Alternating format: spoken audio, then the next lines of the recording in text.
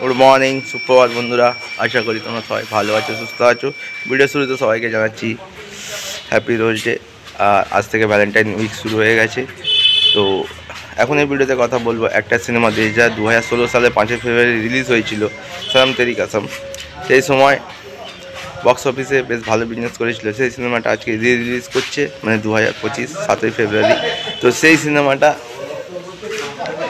কত কি advance booking করেছে, তার সাথে তেরি কসম যে রিলিজ করছে, টিকিট প্রাইস অনেক কম রেখেছে, 100 থেকে 150-র মধ্যে।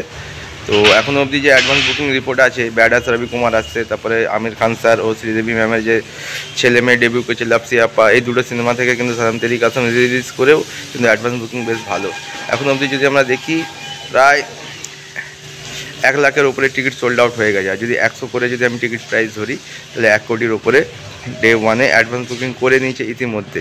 যদি 1 কোটি টাকা অ্যাডভান্স বুকিং হয়, তাহলে বুঝতে পারছো ডে ওয়ানে এটাই দেখার 7 ফেব্রুয়ারি ব্যাডাস রবি কুমার, লাভ সিয়াপ্পা ও সনম তেরি কসম এই তিনজনের মধ্যে কে বিগেস্ট ওপেনিং নেয় দেখো।